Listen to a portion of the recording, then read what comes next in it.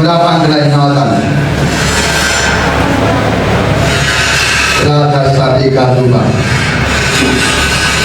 ሃሌሉያ። ዘፍጥረት ምዕራፍ 1 ላይ ያለውን ቃል እናወጣለን። ከ14 ጀምሮ ያለውን ቃል አነባለሁ።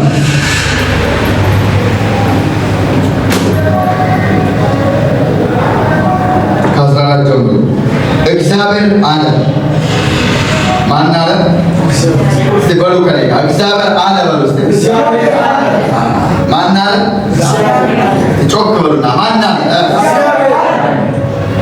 እግዚአብሔር አለ። አንዳንድ ጊዜ ነቢይ እንዲህ አለ፣ ፓስተር እንዲህ አለ፣ ቄስ እንዲህ አለ አለ መጽሐፍ። ካህኑ እንዲህ አለ፣ ሙሴ እንዲህ አለ፣ አብርሃም እንዲህ አለ፣ ይስሐቅ እንዲህ አለ፣ ያዕቆብ እንዲህ አለ ተብሏል።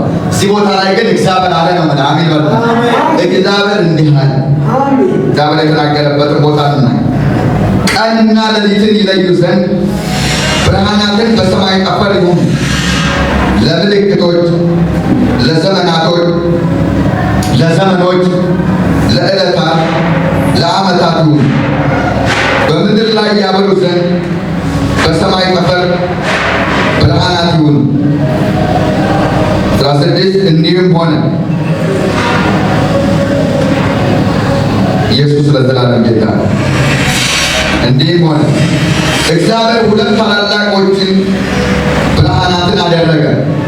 ትልቁም ብርሃን በቀን እንዲሰለጥን፣ ትንሹም ብርሃን በሌሊት እንዲሰለጥን፣ ከዋክብትን ደግሞ አደረገ። እግዚአብሔርም በምድር ላይ ያበሩ ዘንድ በሰማይ ጠፈር አኖራቸው። ኢየሱስ ጌታ ነው። በምድር ላይ ያበሩ ዘንድ በሰማይ ጠፈር አኖራቸው።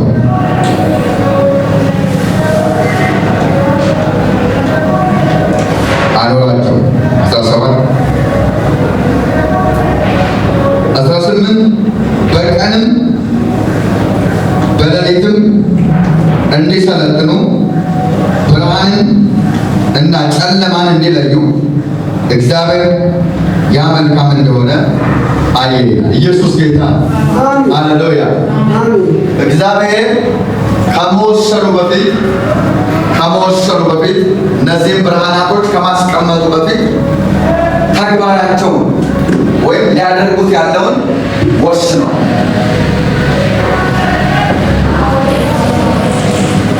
ሊያደርግ ያለውን ነገር ምን ያደረገ? ወሰነ። ለምሳሌ እግዚአብሔር ምን አለ? አንደኛ በጠፈር ላይ ከማስቀመጡ በፊት ጨረቃን፣ ትንሹ ብርሃን የሚለው ጨረቃን ነው። ትልቁ ብርሃን የሚለው ፀሐይን ነው።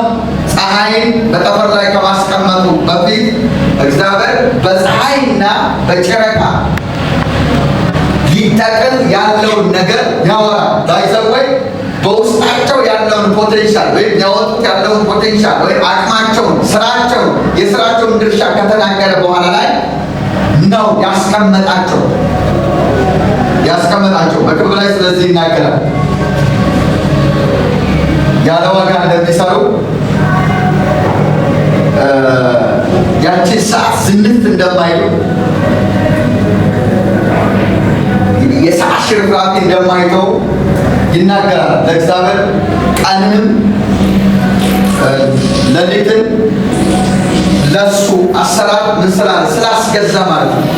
ከዛ ግን ከመሾማቸው በፊት ወይም ከማስቀመጡ በፊት ከማሰልጠኑ በፊት በውስጣቸው ሊሆኑት ያለውን ማንነት ነው የጨመረባቸው። አሜን በለዋ።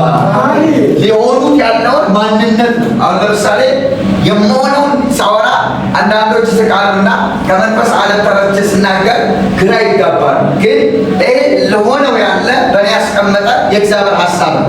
አሁን ግን ምን ያልሆነ።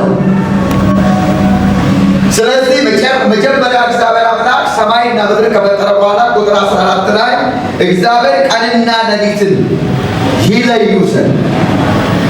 ስለዚህ አንደኛ መለየት የሚባል ነገር በውስጣቸው ይዘው ተቀምጠዋል። ገና መለየት አልጀመሩም። መለየት ይለዩ ዘንድ አለዩ። በዛ ሰዓት ይለዩ ዘንድ ግን ተመጥተዋል። ለምሳሌ የኢትዮጵያ ጠቅላይ ሚኒስትር ታዋቂ የኢትዮጵያ ጠቅላይ ሚኒስትር እንደሚሆን እናቱን ነግረው ነበርና እሱም እያለ ነበርና ህልሙ ነበር። አሁን አልሆነም። በሚያወራበት ሰዓት ላይ ነበር እንዴ አልሆነም።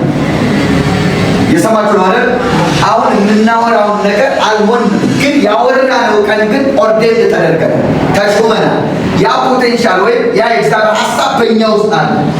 አሁን ምንድነው እዚህ ቦታ ላይ ከማሰልጠኑ በፊት ከመሰልጠናቸው ሰለጠነ ማለት ነገሰ፣ ተቆጣጠረ፣ ቦታውን ያዘ።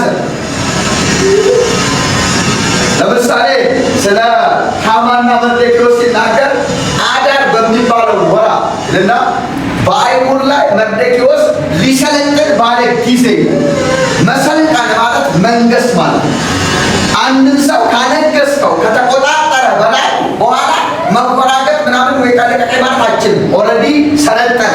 ስለዚህ እግዚአብሔር አምላክ በሐማ መሰልጠን ምክንያት ብዙ እስራኤላውያን ያልቁ ስለነበረ በሐማ መሰልጠን ምክንያት ብዙ እስራኤላውያን ያልቁ ስለነበረ አያችሁ ህልሙን ያጨነገፈው ኦርዴንድ እንዳይደረግ እንዳይሰለጥን ቀድሞ ራሱ እግዚአብሔር ከዙፋኑ ተነሳና ሊሰለጥን ከሰለጠነ አንድ እስራኤላውያን በምድር አይኖር ያልቃል።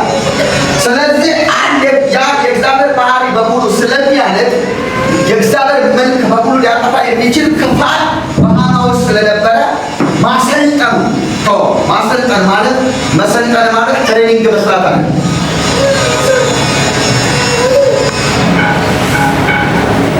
መመረቅ ለምሳሌ አንድ ሰው ተምሮ ማስተር ልክ ግራጁዌሽን ሲያደርግ ይመረቃል አይደል? ሲመረቅ ነው ሰለጠነ፣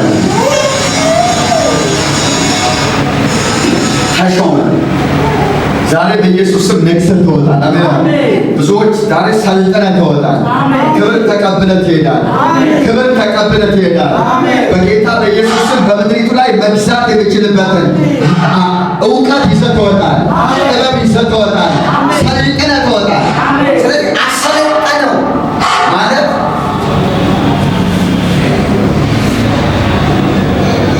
አነገሰው። ከዛ አዳር በሚባለው ወራ ይልና ሐማ ይላል በአይሁድ ላይ ሊሰለጥንባቸው ባለ ጊዜ ሊሰለጥንባቸው ማለት ሊነግስባቸው፣ ሊቆጣጠራቸው፣ ጭቃ ሊያስወቅታቸው፣ ከስብዕናቸው ውጭ ሊያንቀሳቀሳቸው፣ ሰውን አውሬ ሊያደርግ ከአይደንቲቲያቸው ውጭ ሊቆጣጠራቸው እንዳለ በገባው ጊዜ በአይሁድ መሰልጠን ውስጥ የእግዚአብሔር ሀሳብ ስላልነበረ እግዚአብሔር በሐማ መሰልጠን ውስጥ የእግዚአብሔር ሀሳብ ስላልነበረ እግዚአብሔር ከዙፋኑ ተነሳ።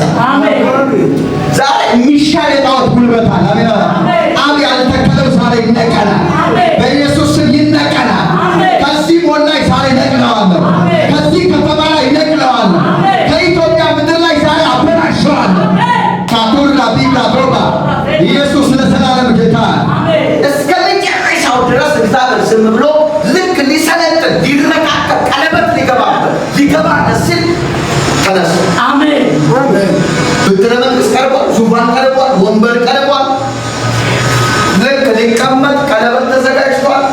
ለሐማ በደንብ ስም አይሁድን ሊሰለጥን ነው። ልክ ኢየሱስ ጌታ ተነሳ። ወንበር ተዘጋጅቷል፣ ቀለበት ተዘጋጅቷል፣ ንግስና ተዘጋጅቷል። ለሐማ ዝም ብሎ አይደለም የቆጠረው። ከዛ ይሄ ሰው ሊሰለጥን እንደተመረጠ ጠቅላላ የሐማ